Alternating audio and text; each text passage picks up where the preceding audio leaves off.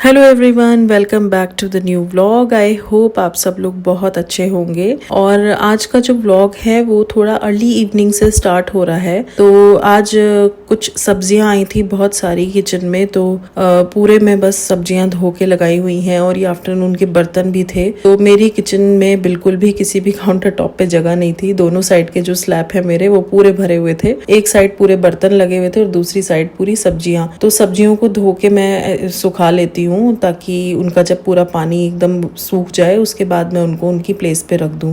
तो बस बर्तन वगैरह आफ्टरनून के लंच के थे वो मैंने लगा दिए हैं। और यहाँ पे ये कुछ ऑरिगेनो चिली फ्लेक्स पड़े थे, ये जो पिज्जा के साथ आ जाते हैं। तो जो एक्स्ट्रा होते हैं वो मैंने एक डब्बा बनाया हुआ है, उसमें मैंने रख दिए हैं। और बस अब मैं लगा रही हूँ सारी सब्जियां। तो कोविड के टाइम से ही सब्जियों को वॉश करके रखने की आदत है। तो ये मैंने ऑलरेडी वॉश करके रखी हुई थी, सूख गई थी अच्छे से। तो जो जहाँ की सब्जी है, जहाँ से बिलोंग करती है, वहां मैंने लगा दी है। तो वो जो बास्केट आप देख रहे थे वो आलू प्याज की है। तो आलू आए थे वो मैंने उसमें रख दिए हैं। ये मेरा टमाटर का एक कंटेनर है, इसमें ऑलमोस्ट 2 kg टमाटर आ जाते हैं। तो वो भी मैंने रख दिए हैं। और जो पुराने थे वो मैंने ऊपर कर दिए ताकि वो पहले यूज हो जाए। और ये जो दूसरी साइड रहती है बास्केट, इसमें मैंने शिमला मिर्च रख दी है और धनिया और पुदीना इस तरीके से फोल्ड करके पन्नी में रख दिया है। और बस ये जो बास्केट है अदरक की, इसमें पुराना अदरक ऊपर कर दिया, नया वाला नीचे कर दिया है। और दूसरी बास्केट में मैं भिंडी लगा दूंगी। तो भिंडी को भी वॉश करके सुखा लिया था। सबसे ज्यादा फायदा भिंडी को वॉश करके रखने में मिलता है, क्योंकि भिंडी को वॉश करके ही बनाना पड़ता है। और पहले से ना धो बाद में धो तो फिर वही है कि बनाते टाइम आपको वेट करना पड़ेगा, सूखेगी, उसके बाद हम भिंडी को कट करेंगे तब वो बनेगी। तो इट्स बेटर आप पहले ही वॉश करके सुखा के रख ले। तो बस हर चीज का कंटेनर है, तो मुझे बहुत ज्यादा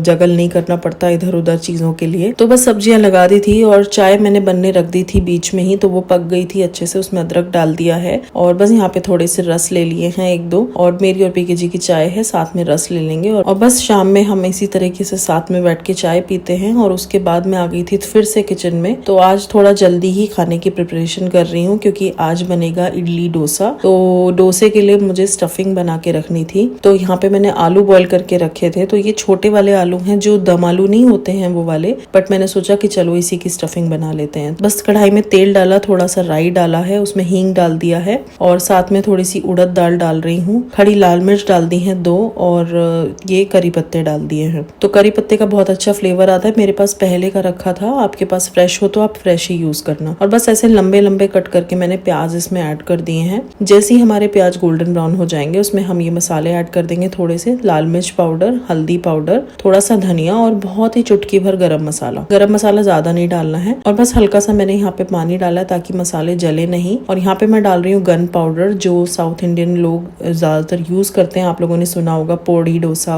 तो वो उसमें गन पाउडर ही डलता है। तो गन पाउडर मैंने थोड़ा स्टफिंग में भी डाल दिया है, बाकी हम अपने डोसे में भी यूज करेंगे। और बस ये आलू ऐड कर दिए हैं मैंने, ऊपर से नमक ऐड कर दिया और थोड़ा सा मैगी मसाला ऐड कर दिया। तो बहुत चटपटी सी हमारी ये स्टफिंग बनने वाली है। और स्टफिंग में हमें पूरा आलू मैश्ड ही चाहिए। तो यहाँ पे मैंने पहले मिक्स कर दिया अच्छे से। उसके बाद में इसको, जो हमारा पोटैटो मैशर होता है, उससे मैं इस तरीके से मैश कर दूंगी। तो बस हल्की सी मेहनत यहाँ पे लगेगी। आप चाहो तो पहले से ही उसको हाथों से मैश करके ही कढ़ाई में डाल लो, या आप कद्दूकस करके डाल लो, जैसे भी आपको कंफर्टेबल लगे आप वैसे कर लो। मैंने मैशर से कर लिए हैं। और बस लास्ट में मैंने इसमें थोड़ा 1 चम्मच घी डाल दिया है, हल्का सा टेस्ट एनहांस हो जाता है सब्जी का। और बस यहाँ पे हमारी स्टफिंग बनके हो गई है रेडी। तो उसको मैं एक बोल में निकाल लूंगी ताकि थोड़ी ठंडी हो जाए तब तक। और जब हम अपने डोसे बनाएंगे उस टाइम पे हम इसको यूज कर लेंगे। और बस इसको ढक के नहीं रखूंगी, इस पे मैं एक जाली रख दूंगी ताकि इसकी जो पूरी स्टीम है वो अच्छे से निकल जाए। और बस क्लीन एज यू गो, साथ साथ आप अपना काउंटर टॉप क्लीन करते रहें ताकि बाद में मेस बहुत ज्यादा ना फैले। और अब बस मैं बना रही हूँ इडली। तो इडली का जो बैटर है वो मैं रेडीमेड लाती हूँ। पास ही में एक शॉप है, वो मतलब घर से ही बना के लाते हैं, तो उनसे ले आते हैं हम। काफी अच्छा बैटर रहता है, बट मैं उसको 1 रात के लिए रख देती हूँ, बहुत अच्छे से फर्मेंट हो जाता है और नेक्स्ट डे मैं बनाती हूँ। तो ये कल का बैटर है रात का, और आज मैं उसको बना रही हूँ। तो ये इडली का मैंने कढ़ाई रख दी है गैस पे, उसमें पानी रख दिया है। और ये जो सांचे हैं इनको मैंने अच्छे से ग्रीस कर लिया है घी से। और बस अब इस बैटर को मैं इसमें पोर कर दूंगी। तो मैं पहले क्या कर रही थी, इसमें थोड़ा सा इनो डाल रही थी ताकि ये अच्छे से फूल जाए, बट पीके जी ने बोला कि सब में मत डालो, 3-4 इडली ऐसे ही बनाओ और बाकी में अपना इनो डाल लो। तो मैंने 3-4 इडली ऐसे ही पोर कर दी और फिर आप देखोगे मैंने इनो डाल दिया है। और बाकी की जो इडली है वो मैं इनो डाल के ही फिल कर रही हूँ। तो फिर पीके जी ने बोला कि जब ये बन जाएंगी तो पता कैसे लगेगा कि बिना इनो वाली कौन सी है। तो मैंने उसके ऊपर थोड़ा थोड़ा गन पाउडर बुरक दिया ताकि बाद में पता लग जाए कि ये वाली ही बिना इनो वाली हैं। तो बस ये इस तरीके से दोनों मैं इडली के जो सांचे हैं उनको फिल करके अपनी कढ़ाई में इस तरीके से रख दूंगी ताकि वो स्टीम हो जाए अच्छे से, और इसको हम ढक देंगे और 15 मिनट के लिए ये हम छोड़ देंगे। बस एक बार बीच में मैं चेक कर रही हूँ कि बन रही है नहीं, तो अच्छे से हमारी इडली बन रही थी। और इधर हमारे पर्सनल शेफ पीके जी, उन्होंने बोला डोसे मैं बनाऊंगा। तो ये कास्ट आयरन का तवा है मेरा, बहुत ही अच्छा है ये डोसा बनाने के लिए। तो पीके जी इसी पे डोसा बनाते हैं। मैं तो नॉन स्टिक पे भी बना लेती हूँ, मेरा नॉन स्टिक पे भी बढ़िया बन जाता है, बट कास्ट आयरन पे वाकई बहुत अच्छा बनता है। तो बस यहाँ पे पीके जी अपना काम कर रहे हैं। डोसा बहुत अच्छे से उन्होंने फैला दिया और इस तरीके से घी डाल के उसके ऊपर गन पाउडर ढेर सारा डाल रहे हैं। तो बोले मैं घी पोड़ी डोसा बना रहा हूँ, तो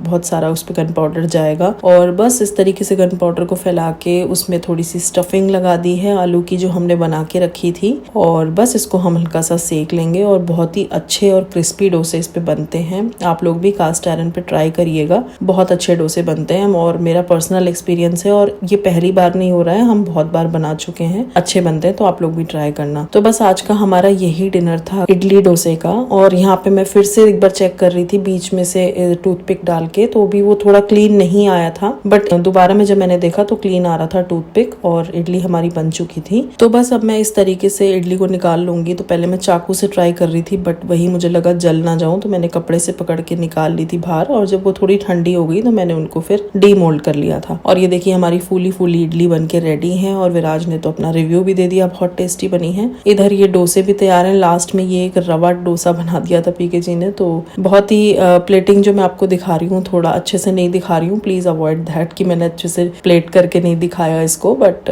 यस हम तीनों ही थे तो मैंने सोचा चलो ऐसे ही रख देते हैं और खा लेते हैं। एनीवेज अब हो गई है नेक्स्ट मॉर्निंग, विराज का स्कूल था तो मैं आई थी उसको ड्रॉप करने, और क्योंकि कल रात इतना भयानक तूफान आया था तो बहुत सारे पेड़ गिरे हुए थे, तो मैं वही आपको दिखा रही हूँ कि लाइन से पेड़, हर दूसरा पेड़ गिरा हुआ है। तो तूफान ने तो भारी तबाही मचाई है और बहुत ही नुकसान भी हुआ है, कई लोगों की जानें भी गई हैं। तो खैर आप लोग भी अपना ध्यान रखा करिए, आजकल वेदर ऐसा ही है। और मैं बस विराज को ड्रॉप करके आ गई थी और आके नहाना धोना मेरा हो गया है, रेडी हो गई हूँ, और आपको ये मॉइस्चराइजर दिखा रही थी। टी ट्री वाला मॉइस्चराइजर है, ऑयल फ्री है और बहुत अच्छा है। मैं रेडी हो गई हूँ और बहुत टाइम के बाद अपने आप को पैम्पर करने का मन कर रहा था, तो यहाँ पे नेल पेंट ढूंढ रही थी कोई लगाने के लिए, और साथ साथ मैंने सोचा जो खराब है उनको भी हटा देती हूँ। तो खराब तो एक दो ही नेल पेंट निकली हैं बस, बाकी सारी मेरी ठीक ही है नेल पेंट, और एक मैंने निकाली है लगाने के लिए, तो इसको मैं लगाऊंगी जब टाइम मिलेगा। तो यस यहाँ पे ये काम भी मेरा हो गया है, और बस दिन का कुछ भी रिकॉर्ड नहीं किया क्योंकि ऐसा कुछ प्रोडक्टिव किया भी नहीं था। आजकल घर में ही है सब लोग, अपना एडिटिंग का काम किया बस। और हाउस हेल्प मेरी सफाई में लगी हुई थी क्योंकि कल जो तूफान आया था उससे बालकनी बहुत ज्यादा गंदी हो गई थी, तो वो सफाई में लगी हुई थी और उसको टाइम लग रहा था सफाई में। तो मैंने सोचा ये जो वॉश हुए हुए बर्तन है इनको मैं ही लगा देती हूँ। तो इधर मैंने स्प्राउट्स भिगो के रखे थे, वो मैंने इस तरीके से छलनी में करके रख दिए हैं ताकि वो अच्छे से स्प्राउट हो जाएं, और मैं इधर लगा लूंगी सारे बर्तन। तो बर्तन भी ढेर सारे हो गए थे, कल रात के भी थे और ब्रेकफास्ट के भी थे, तो सारे उसने एक साथ धो के इधर लगा दिए थे। तो बस मैं यहाँ फटाफट बर्तन लगा रही हूँ और उधर हाउस हेल्प मेरी लग रही है सफाई में। तो आपको तो मैं ये सुपर क्विक वर्जन दिखा रही हूँ बर्तन लगाने का, बट रियल लाइफ में ऐसा नहीं होता है, इन चीजों में बहुत टाइम चला जाता है।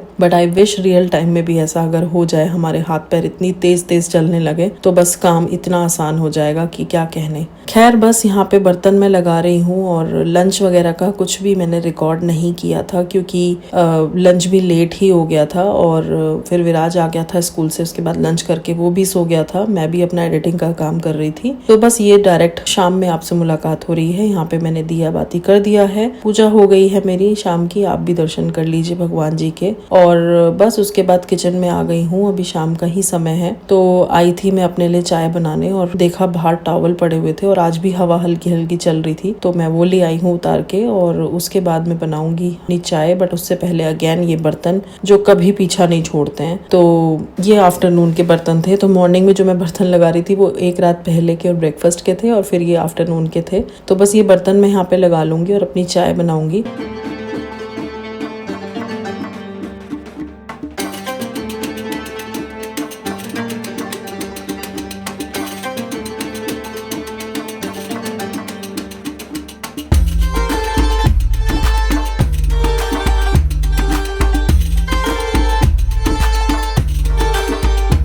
तो इधर जब तक मेरी चाय बनने लग रही है मैं आपको दिखा रही हूँ यहाँ पे ये अपना एक ऑर्गेनाइजर। तो ये लेजी सुसन है, इसमें मैं रखती हूँ अपने डेली के यूज वाले कुछ मसाले, तिल है, पुदीना है, खटाई है, इस टाइप की जितनी भी चीजें हैं, कलौंजी, जीरा पाउडर और रोस्टेड क्यूमिन पाउडर और अपना सौंफ हो गया, हींग हो गया, बेकिंग पाउडर, बेकिंग सोडा के डब्बे हो गए, चिली फ्लेक्स हो गई, पेरी पेरी मसाला हो गया। तो ये सारे मैं इसमें रखती हूँ। और ये माइक्रोवेव के ऊपर वाली जो जगह है ये बहुत ही जो नीचे का स्पेस है वो ऐसे वेस्ट हो रहा था, तो मैंने लेजी सुसन रख दिया और इसको निकालने में यहाँ से आसानी रहती है। और ये डेली की चीजें हैं तो ये मुझे जरूरत पड़ती रहती है, इसलिए मैं हैंडी ही रखती हूँ। और बस ये मेरी इधर चाय भी बनके रेडी हो गई है। और चाय पीने के बाद हम लोग चले गए थे बाहर थोड़ा सा घूमने के लिए, क्योंकि वेदर अच्छा हो रखा था और रास्ते में भी आप देख सकते हो पेड़ कितने टूटे हुए हैं। तो चलिए वीडियो बहुत लंबा हो जाएगा, आज की वीडियो को यहीं पे एंड करती हूँ। आई होप आपको पसंद आया होगा। मैं मिलती हूँ आपसे अगली वीडियो में, तब तक के लिए guys take care, bye bye.